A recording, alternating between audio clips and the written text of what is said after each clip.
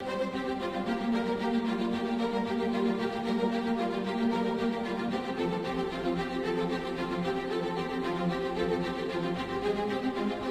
1964 el género del western dio un giro importante desde Hollywood hasta Europa con el nacimiento del spaghetti western y con la llegada de la primera entrega de la llamada trilogía del dólar de Sergio Leone, por un puñado de dólares. Precisamente este mes de febrero la obra de Leone va a centrar el ciclo que ha organizado el Aula de Cine de la Universidad de La Laguna con la colaboración de Charlas de Cine y Multicines Tenerife. Para situarnos en el contexto cinematográfico y saber algo más sobre estas películas, qué mejor que tener con nosotros a Fernando de Iturrate, doctor en periodismo y gran especialista en historia del cine y más concretamente un gran apasionado del western. Buenas noches, Fernando, y bienvenido a Días de Radio. ¿Qué hay? Buenas noches, ¿qué tal? Muy bien, muchas gracias por acompañarnos y bueno, para un poco entrar en materia, sí nos gustaría que nos situaras cómo estaba el contexto del western en Hollywood antes de la llegada de esta irrupción del spaghetti western de la mano de Sergio Leone. Bueno, los años 60 es cuando empieza lo que se llama un poco la decadencia del género. Es decir, los años 40 y 50 había sido la época de gran apogeo y en los años 60 empieza una ligera decadencia. La verdad es que yo considero que hasta los 70, en realidad, el western seguía siendo un género, digamos, muy presente, sobre todo en la televisión. No olvidemos que los años 60 es una época donde el western tiene una gran fuerza. En los años 60 es la época en la que seguía Bonanza, series como La Ley del Revólver, Jim West, Caravana, El Virginiano y un largo etcétera. Lo que pasa que sí es cierto que en los cines ya había una gran saturación y cada vez se veía menos, y en los años 70 es cuando prácticamente pues empieza, se puede decir, su desaparición. Y digo desaparición entre comillas, porque en realidad nunca ha desaparecido. Bueno, ¿crees que a lo mejor también, digamos que, por ejemplo, el envejecimiento de actores icónicos del género como John Wayne marcara un poco esa decadencia, digamos, ese descenso en el interés hacia el western por parte de la industria de Hollywood? Está claro que habían unos iconos del western fantásticos, como eran precisamente no solamente John Wayne, Kirk Douglas, Richard Widmark, Gregory Peck, no digamos ya Gary Cooper y otros más, pero sí hay que reconocer que ya había una gran saturación. El western estaba excesivamente presente, ¿no? No solamente en los cines, sino, como ya he dicho, ya en la televisión. Y esa saturación yo pienso que es lo fundamental. El hecho de que estos actores, algunos de ellos empezaran ya a envejecer, pues bueno, también. Pero bueno, aparecían otros actores nuevos, ¿no? Ajá. Y exactamente, pues claro, tenemos que nos encontramos en una época en la que también Hollywood había llevado muchas producciones a Europa para abaratar costes, que industrias como la italiana o la española pues se habían apuntado a sus géneros, como el peplum, por ejemplo, replicando los formatos de Hollywood. Pero exactamente ¿cómo arranca Sergio Leone con el spaghetti western? Bueno, en Europa antes de Sergio Leone ya existía el spaghetti western. Incluso había un cine europeo, digamos, dedicado al western. Los alemanes también hacían western y los rodaban en Noruega. Pero está claro que es con Sergio Leone donde digamos, el western se convierte en género A, por así decirlo, porque la verdad es que eran películas de muy bajo presupuesto, pero que tenían una gran aceptación del público. Aquí en Canarias, yo recuerdo de pequeñito, en los cines de las islas, los estrenos de westerns hispano-italianos y otros italianos solamente, pero era así. El peplum, la decadencia del peplum llega prácticamente con el renacimiento del spaghetti western. El peplum, en el fondo, no era ni más ni menos que esa imitación de lo que fue un poco el colosal americano, el cine de romanos, llamado así, y que en Europa pues se abarató, lógicamente, y los italianos son fantásticos para imitar estas cosas y lo hacían muy bien. Las cosas hay que reconocerlas. Y bueno, y esa decadencia también pues dio original a que apareciese el spaghetti western. ¿Cuáles son los principales rasgos que marca Leone para definir su spaghetti western? Porque claro, después el spaghetti western es tiene un espectro muy muy amplio, aunque muchos le imitaron, no todos se dedicaron a copiar a Sergio Leone. Bueno, es que Sergio Leone yo pienso que es muy especial y eso hay que reconocerlo. A mí me parece que dentro de los directores que se dedicaron a este género es el que tiene más personalidad. Podemos hablar de Corbucci y otros muchos, pero yo pienso que él es el que más personalidad tiene y sus películas son las que más éxito tuvieron, y la prueba está que en Estados Unidos han sido éxitos también, en taquilla incluso. era un cine muy personal, un cine con unos primerísimos planos exageradísimos que han imitado otros directores. O sea, John Milius, Martin Scorsese reconocen que han bebido mucho del Spaghetti Western y sobre todo de Sergio Leone, no digamos ya Tarantino. Y bueno, y esa forma de narrar tan lenta, tan pausada, donde la música toma un gran protagonismo. O sea, Ennio Morricone se convirtió prácticamente en un actor más, porque su música era tan presente que era un personaje más de las películas de Sergio Leone. Otro elemento también que no estaba tan presente en el cine de Hollywood, sobre todo por el tema de la censura, era la representación de la violencia. ¿En qué manera se destaca Leone a la hora de reflejar esa violencia? Mucho. Hombre, Europa no tenía el código ICE que tenían los americanos. Ya en el año 62, ya se lo hemos comentado más de una vez, el cine pegó un vuelco cuando James Bond aparece y por primera vez mata por la espalda en la película Doctor No al malo de turno e incluso lo remata en el suelo. Uno se pregunta por qué esa película estrenase en Hollywood, por qué lo aceptó, y lo aceptó porque lo consideraba un género casi cómico, el hecho de un agente secreto, un mujeriego, invencible, era casi un personaje de cómic, y se aceptó, pero eso fue la puerta que abrió lógicamente a otra forma de ver la violencia ya en el año 69 y no digamos con Peckinpah Lo que pasa. Pero sí es cierto que en Europa era distinto, y cuando aparece El hombre sin nombre, cuando aparece Clint Eastwood, pues Clint Eastwood la verdad es que no se andaba con chiquitas. Decir quién era el bueno en las películas de Sergio Leone era un poco complicado. Una cosa es el protagonista y con el que la gente se identifica, y otra cosa es hablar del bueno. El bueno prácticamente es algo muy americano, ¿no? Y en los años 60 todavía seguía existiendo, no cabe duda, ¿no? Bueno, en una al menos sí es fácil identificar cuál es el bueno, porque te lo dice el título. El bueno, el feo y el malo. Sí, pero bueno, no era muy bueno que llegamos tampoco. Bueno, pero vamos a hablar de ese bueno, Tenemos como una de las, digamos, imágenes que representan ese western de Leone, la figura de Clint Eastwood, que era un actor que, como tú mencionas antes, venía de esas series efectivamente de western, para series televisivas, y que da el salto gracias a lo que parecía un paso atrás en su carrera, ¿no? El irse a Italia a rodar un spaghetti western. Sí, la verdad es que Clint Eastwood hay que reconocer que en ese aspecto pues acertó, ¿no? Fue algo que tuvo su riesgo, acertó, y cuando fue a Estados Unidos, pues lógicamente fue con un gran aprendizaje, y él mismo lo ha dicho, ¿no? Y ya incluso que sus colaboraciones con Don Siegel, él dice siempre que su maestro fue Don Siegel, y de eso no cabe duda, pero que también bebió mucho de lo que vio en las películas de Sergio Leone. Y bueno, y él, la prueba está que sus western, su primer western, que si no me equivoco es, espera que se me fue el nombre, ayúdame tú un poco, la de Infierno de Cobardes, pues es prácticamente toda la estructura de un spaghetti western, ¿no? Efectivamente, bueno, la estructura y la estética de un spaghetti western, porque ahí sí es verdad que él trajo, sobre todo en sus primeros western como director, sí es verdad que trajo esa estética del spaghetti western, o la trajo, o mejor dicho, la continuó, porque ya Hollywood había llegado a adaptar la estética del spaghetti western dentro del western hollywoodiense. Fue así un poco la influencia, ¿no?, de Leone en Hollywood, en el sentido de que al final la copia acabó marcando el camino al original. Sí, bueno, la verdad que yo siempre digo que las cinematografías beben una de las otras. Mucho aprendió Europa de América y mucho aprendió América de Europa.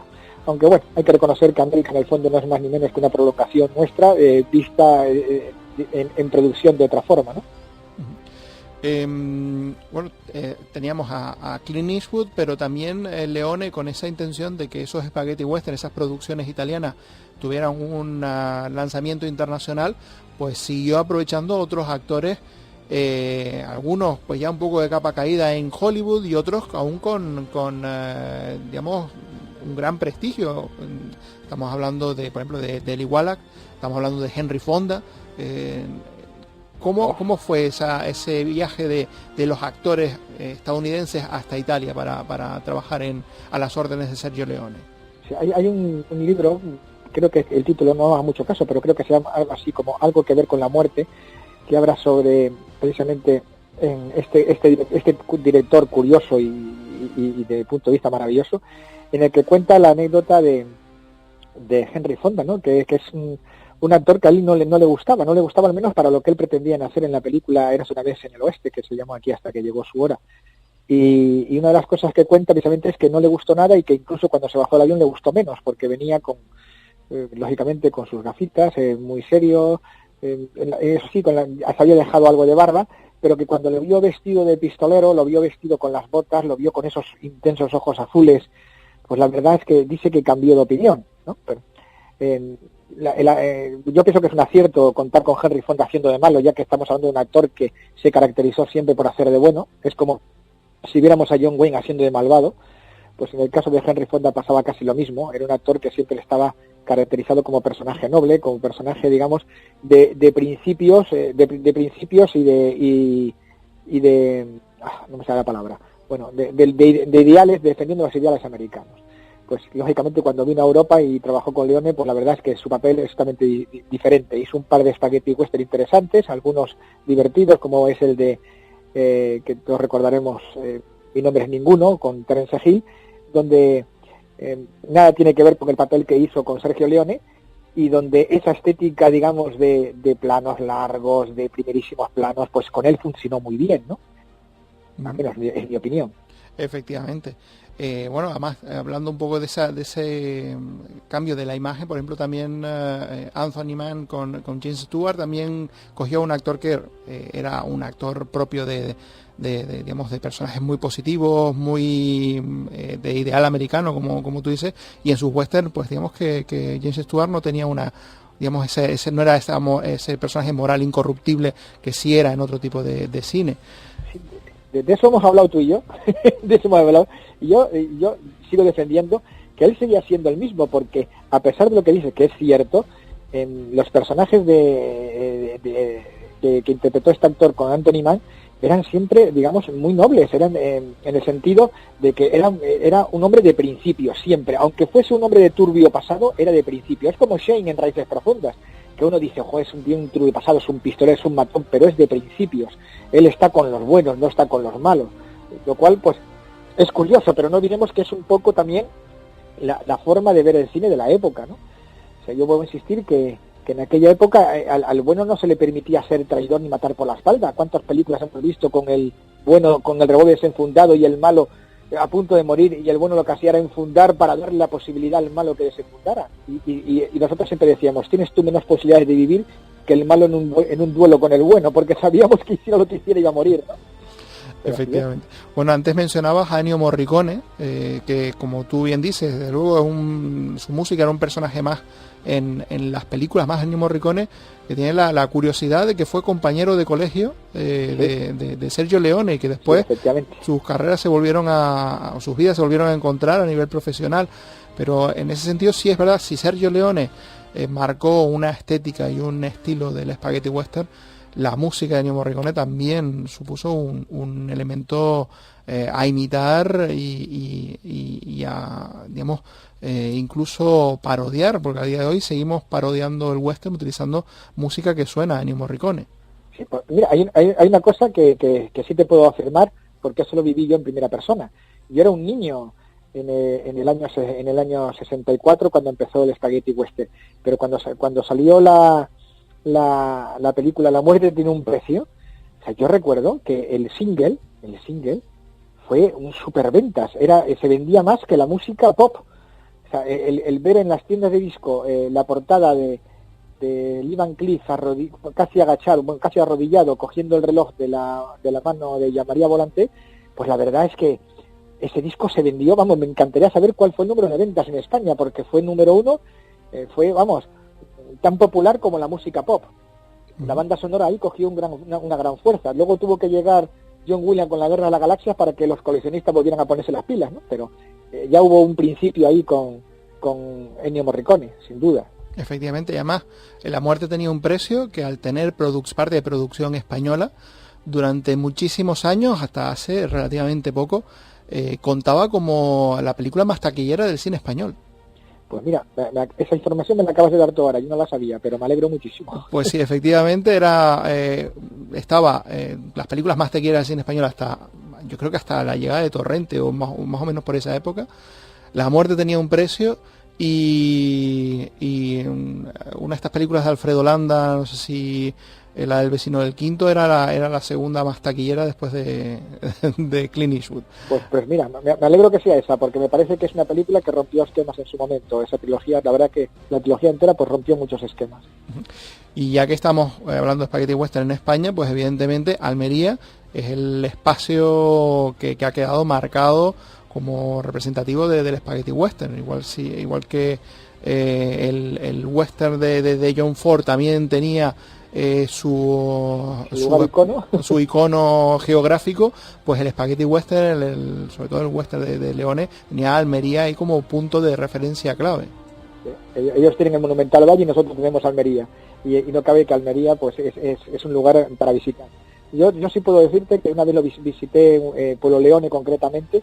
Me dio mucha pena porque fui a ver un espectáculo en un verano que me escapé en moto y me fui para allá, y al final no había espectáculo, pero estuve en la cantina del bar con los personajes que iban a hacer el espectáculo, y como no había espectadores, estaba yo solo, pues me contaron muchas cosas, anécdotas divertidas. No sé si eran verdad o mentira, pero la verdad es que me lo pasé muy bien con esos pistoleros falsos, pero muy divertidos, que contaban historias de la época del Spaghetti Western.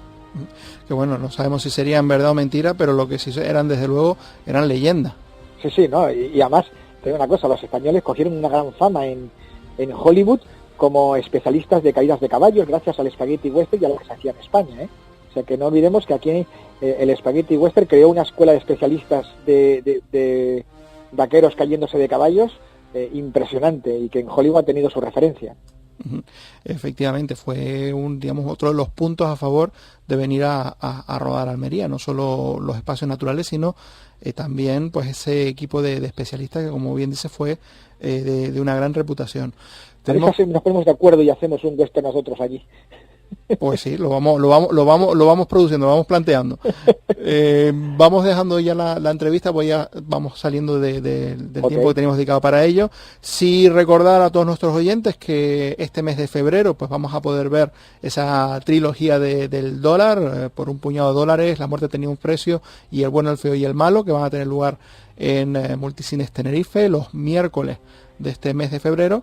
Y también, pues bueno, para toda información que quieran tener al respecto, también a través de Facebook, charlas de cine, aula de cine de la Universidad de La Laguna o Multicines Tenerife, ahí pueden encontrar toda la información con las sesiones, los horarios y también pues algunas promociones que van saliendo.